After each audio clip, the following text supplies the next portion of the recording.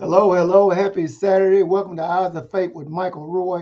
Thanks for tuning in to the channel. God bless you. God bless you. Well, we've got some exciting news to share. Of course, many of you, if you haven't figured it out, Shedeur Sanders has yet to be drafted. Shedeur Sanders is yet to be drafted. Predicted to be a first-round draft choice all through the summer of 2024. He has fallen out of the third round into the fourth round. Hey, this is Eyes of Faith with Michael Roy. Thanks for tuning in. If you haven't subscribed to Eyes of Faith with Michael Roy, hit that subscribe button. If you have not subscribed to Eyes of Faith with Michael Roy, hit that subscribe button. Well, let's get right down off into it.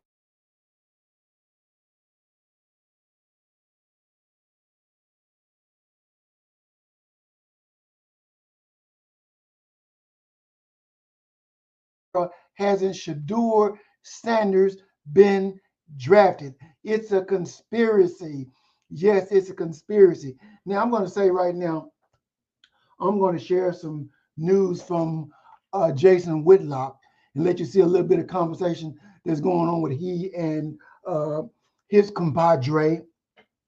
But before I go there, I just want to show, of course, there's been some bad blood apparently between Jason Whitlock and Deion Sanders.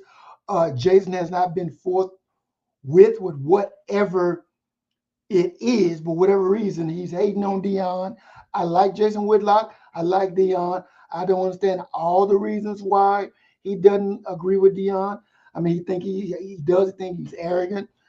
I think he thinks he's a fake Christian. I don't know. Anyway, I'm going to share some of the video regarding the first day after the draft and what Jason Whitlock and his sidekick had to say. But what I want to say is this is, in my opinion, this is not about Shedeur Sanders. This is not about Shedeur Sanders. This is about the NFL trying to teach Deion a lesson because they view Deion getting preferential treatment when he went to Colorado, get all the news coverage, put his team above all the other teams, and some of the friends of those people who happen to be NFL executives and NFL scouts, those people all together, I think, have conspired to push down Shedeur's draft stock so that his numbers, as far as what money he can make, will be lowered. Now, that's just, hey, what's the right word? That's just my point of view. That's just my hypothesis, but I think it is true. So let's take a minute and go and look at what these guys have to say. Jason Whitlock and his buddy. Let's see what these guys have to say. Uh, Let me go ahead and push that back a little bit and go. This is the way of righteousness for us. This has to happen. And early on, I would say that after New Orleans at number 9 passed, I would equate that to Donald Trump jumping out early and getting the first 135, 40 electoral votes. When Pittsburgh, now this is interesting because they're in Pennsylvania. Once Pittsburgh passed, that was everyone saying, God dog it. Donald Trump wins Pennsylvania. And I had visions of people leaving Howard University, just slinking out of there. And you could see the desperation and the hopelessness and the despair. And it's interesting, if you actually watch the Orlovsky and Swagoo clips on that desk, they kind of reminded me of Scott Jennings and Shermichael Singleton on Abby Phillips' show. They're the two voices of reason saying some of the most obvious things, and the looks that they are getting on that set, it is palpable, the disgust. You're right. Pittsburgh was Pennsylvania. New Orleans was the first swing state to fall. Yeah. And then I would compare Pittsburgh to Ohio, because isn't it some deal if you win Ohio, you normally win the presidency? And so once it's like, there's no path to 270 electoral votes now that the Pittsburgh Steelers have passed on Shedeur Sanders, and it was like, that's a wrap. But Jason, then there was this glimmer of hope. Yeah. The Giants have traded back up into the first round. Could it be? Yeah. And no. Yeah. So Jason, so when the Giants traded back down, that's when they stopped counting votes for about an hour. Remember, we got all nervous again? I was like, oh no, not this again. Not this again. We saw this in 2020.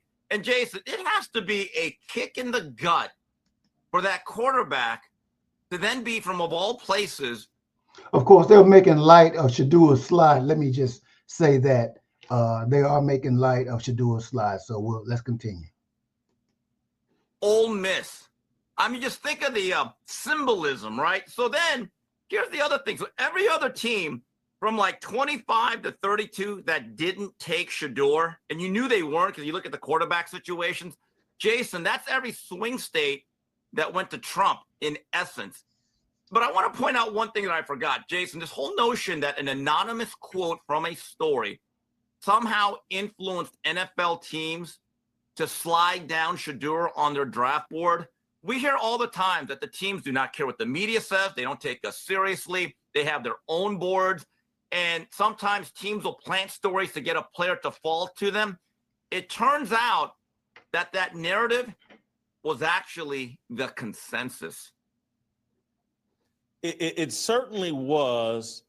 And I'm going to play some Ryan Clark, some Marcus Spears, some Dan Orlovsky, because if ESPN were really doing great television last night during the draft, now I know before the draft they had some good commentary, but actually during the draft, I couldn't believe it. It was like, no one here is going to represent the other side of this Shedeur argument.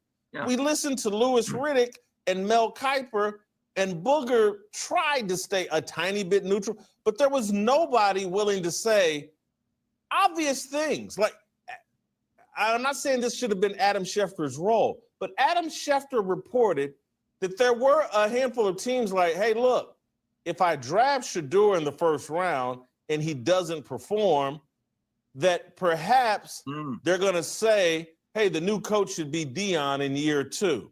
And like, that should have been discussed last night by somebody. Like, if you draft Shedeur high, are you putting yourself, the coach, the executive, the draft, in some sort of jeopardy that you now have to come in year 2 or 3 and let Deion fix the son? None of this was discussed. His attitude problems, his arrogance, none of this discussed. Wow. Somebody should have, it should have been, that would have been even better TV. Jason, I'm sick of hearing Shedeur's never been in trouble. He's never broken the law. He's never been in jail. Okay, that's the old Chris Rock. I got a job. I feed my kids. I'm not a prisoner. Well, what do you want, a cookie? So that's the standard. As if there's no problems with him in the locker room. There haven't been other issues. But I wanted to ask you this, Jason, as someone who has respected and admired Louis Riddick. I think he's a meat and potatoes football guy. Someone brought this up on my timeline yesterday, and I have to admit, it got me thinking. Did that performance last night on the draft, do you think at this point NFL teams no longer take him seriously as a GM prospect? I do think Louis Riddick demonstrated last night why he hasn't gotten a. Okay, so that's enough of that. I'm going to go ahead and remove these guys. And let me just say, of course, you heard them say that, well, the reason people don't want to pick Shedeur in the number 1 spot now, of course, he's fallen all the way down to the 4th round, but this was the first round that they were speaking of, because if they pick Shedeur that high ranking and he doesn't perform, then maybe the owner's going to say, well, he played good on his dad. Let's go get his dad. See, this is all about Deion. Y'all listen, this is just my point of view. I'm saying I think that the whole thing of Deion moving to Colorado, getting all the TV coverage for the last couple of years, and of course about Deion being prime time, absorbing all the light, taking all the energy out of college sports, Deion predicting his son's going to go within the top 5. He says there's no way in the world my son doesn't go within the top 5. See, when you put your heavy hand on the scale of the NFL draft, you are daring these teams not to draft him in that top 5. So those people took umbrage. Those NFL executives, those scouts, those teams, their coaches took umbrage to Deion putting his heavy hand of his primetime status, of his Hall of Fame status, of his greatest quarterback in NFL status. They took umbrage to him putting his heavy hand on the scale of the draft. They said pretty much, okay, we'll show you, Deion. And why am I saying that? I'm saying that because if you look at the stats, of Shedeur, over 4,000 yards in passing, over 37 touchdowns with only 10 picks, with the exception of the Nebraska game and I believe the Baylor game when Hunter was out. Besides those games, Shedeur was having a near perfect season. Now, if they had an O-line, he would have did even better. He would have did good against Nebraska. He got slaughtered at Nebraska because they didn't have a strong enough line against Nebraska. But when you go by the stats, this guy took Jackson State from a loser to a winner. This kid took Colorado from a loser to a winner. How can you take two losing programs at the quarterback and bring them both onto a high status in an NFL coach? And well, we don't know about his leadership. Well, we don't know about his character. We don't know if his teammates will follow him. Won't follow him. His teammates won't follow him. Jackson State followed him. Colorado followed him, and they won. These coaches are taking this out on Shedeur because of his dad, Deion Sanders. Now, I'm going to say Jason Whitlock hates Deion because he's arrogant, he's boastful, he's braggadocious. Deion's already said that's just his shtick.